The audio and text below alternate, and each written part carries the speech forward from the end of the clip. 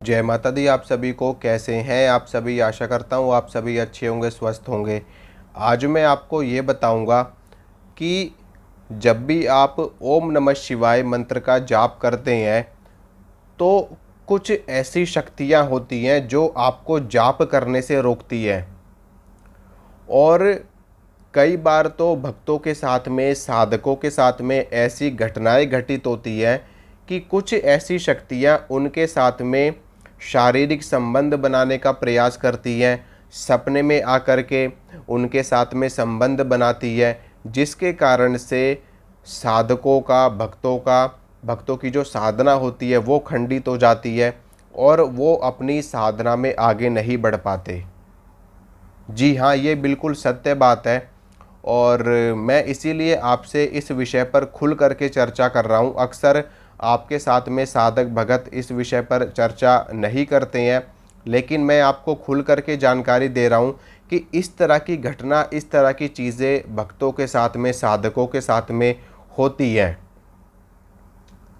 ओम नमः शिवाय मंत्र आप सभी लोग जानते हो कि भगवान शिव का मंत्र है और इस मंत्र का जाप करने से भगवान शिव की कृपा मिलती है, उनकी सिद्धि मिलती है और हमें उनका सानिध्य मिलता है। धर्म, अर्थ, काम और मोक्ष की प्राप्ति होती है। सारी चीज़ें इस मंत्र से प्राप्त होती हैं। लेकिन फिर भी ऐसा क्यों होता है कि कुछ शक्तियां आकर के साधकों के साथ में, भक्तों के साथ में गलत काम करती हैं और उनको साधना करने से रोकती हैं? ऐसा क्यों होता है? देखिए, मैं आपको बताता हूँ कि जब भी आप किसी भी शक्ति को पूजना शुरू करते हो, उदाहरण के तौर पर मान लो आप माँ दुर्गा की साधना कर रहे हो और आप नवारण मंत्र का जाप कर रहे हो, तो जब आप नवारण मंत्र का जाप करने लगते हो और शुरुआती चरण में क्या होता है कि आपको तो बहुत आनंद आता है मंत्र जाप करने में, बहुत मन लगता है आपका पूजा पाठ करने में, साधना करने में। इसी प्रकार से अगर आप ओम नमः शिवाय का भी जाप कर रहे हो तो शुरुआत में तो बहुत आनंद आता है, बहुत मन से मंत्र जाप होता है, कोई दिक्कत नहीं आती, कोई परेशानी नहीं आती, खूब मन लगता है मंत्र जाप करने में। लेकिन उसके थोड़े समय के बाद ही आपके साथ में दिक्कतें होनी शुरू हो जाती हैं। दिक्कतें क्या होंगी कि आपका उच्चाटन होगा, यानी कि आपका मन हटेगा साधना से, आपका मन नहीं करेगा मंत्र जाप करने का। आपका मन ये करेगा कि मैं ये क्या बेकार की चीज़ कर रहा हूँ, इससे करने से क्या हो जाएगा, मुझे तो काम करना चाहिए, अलग से अगर कुछ पाना है तो उसके लिए काम करो, मंत्र जाप करने से क्या होगा, पूजा पाठ करने से क्या होगा। दूसरी दिक्कत आपके साथ में क्या होगी कि आपको दिक्कतें होनी शुरू हो जाएंगी, आप बीमार पड़ने लगोगे। कभी आपके सर में दर्द होगा, कभी आपके हाथ में दर्द होगा, कभी आपके पैरों में दर्द होगा, कभी आपको बेचैनी होगी, घबराहट होगी, उल्टी जैसा मन होगा। मन में आपके नेगेटिव विचार आएंगे, नकारात्मक विचार आएंगे, आपको गंदे गंदे सपने आएंगे, आपको गंदी गंदी चीज़ें दिखाई देंगी और आपके साथ में गंदी गंदी हरकतें भी हो सकती हैं। ये सारी चीज़ें कुछ समय तक चलती हैं आपके साथ में, काफ़ी समय तक चलती हैं। लेकिन इतने समय के अंदर ही काफ़ी सारे भक्त, काफ़ी सारे भगत भगवान की भक्ति छोड़ देते हैं, भगवान के मंत्र का जाप छोड़ देते हैं, बंद कर देते हैं। और जैसे ही वो बंद करेंगे उनके साथ में सारी चीज़ें ठीक हो जाती हैं। होता क्या है कि जब भी हम भगवान तक पहुंचने की कोशिश करते हैं तो कुछ नेगेटिव शक्तियां, कुछ नकारात्मक शक्तियां हमको भगवान तक पहुंचने से रोकती है। इसलिए रोकती है क्योंकि इन सभी शक्तियों को भगवान का आदेश है कि कोई भी मुझ तक ना पहुँचे। मुझ तक पहुँचने के लिए उसको परीक्षाओं से गुजरना पड़ता है। इसीलिए ये सारी तामसी शक्तियाँ, ये सारी नेगेटिव शक्तियाँ आपको पूजा करने से रोकती हैं, पाठ करने से रोकती है, मंत्र जाप करने से रोकती हैं। और इनका काम ही यही होता है कि साधक को अपनी साधना से रोकना। आप सभी लोग जानते हो कि अगर आप किसी निर्जन स्थान में मंत्र जाप करोगे या बैठ करके, हमेशा आपको आपके गुरु कहते हैं या आपको भगत बताते हैं या मैं भी आपको बताता हूँ कि जब भी बाहर साधना करी जाती है तो अपने चारों तरफ एक सुरक्षा घेरा बनाया जाता है। क्यों बनाया जाता है? वो इसीलिए बनाया जाता है कि कोई भी बाहरी शक्ति, कोई भी नेगेटिव शक्ति, कोई भी बुरी शक्ति आपकी साधना में विघ्न ना डाले। इसीलिए बनाया जाता है कि कोई भी शक्ति आपको साधना करने से ना रोके, क्योंकि हमारे आसपास भूत प्रेत यक्ष किन्नर गंधर्व इत्यादि तामसी शक्तियां सैकड़ों हजारों लाखों की संख्या में विचरण कर रही हैं।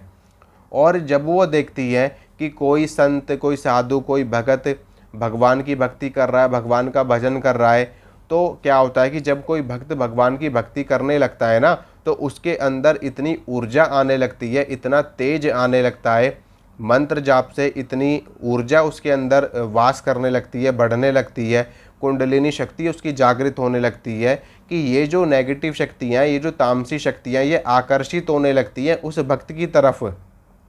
क्यों होती है? क्योंकि ये जब आपके पास में आएंगी तो आपकी ऊर्जा को खाती है, आपकी प्राण ऊर्जा को खाती है, आपके मंत्र की ऊर्जा को खाती हैं। इससे क्या होता है कि इससे ये शक्तियाँ शक्तिशाली बनती है, शक्तिशाली बनती हैं। इससे इनकी मुक्ति हो जाती है, आपकी ऊर्जा के ज़रिए इनको मोक्ष मिल जाता है, इनको मुक्ति मिल जाती है, इनको भगवान के धाम में स्थान मिल जाता है। तो इसीलिए ये आपकी तरफ आकर्षित होती है। और कई बार कुछ शक्तियाँ परीक्षा लेने के लिए भी आती हैं। वो परीक्षा इसलिए लेती हैं कि वो आपकी पात्रता देखती हैं। भाई अगर आप सीएम से मिलने जाते हैं, अगर आप पीएम से मिलने जाते हैं, तो क्या आप सीधा मिल लेते हैं उनसे? नहीं मिल लेते। उससे पहले उनका जो प्रोटोकॉल होता है उसका सामना आपको करना पड़ता है। आपको कई तरह के अधिकारियों से होकर के गुजरना पड़ता है, आपकी पूरी चेकिंग करी जाती है, हर चीज़ का सवाल आपसे पूछा जाता है, बहुत सारी क्वेश्चन आपसे करे जाते हैं।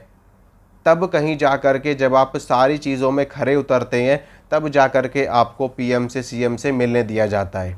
इसी प्रकार से जो इस ब्रह्मांड के महास्वामी हैं, जो इस सारी सृष्टि को चला रहे हैं, सारे साम्राज्य को चला रहे हैं, समस्त प्रकार के जीव जंतुओं की रक्षा कर रहे हैं, पालन कर रहे हैं, संहार कर रहे हैं, उन तक पहुंचना इतना सरल थोड़ी ना है।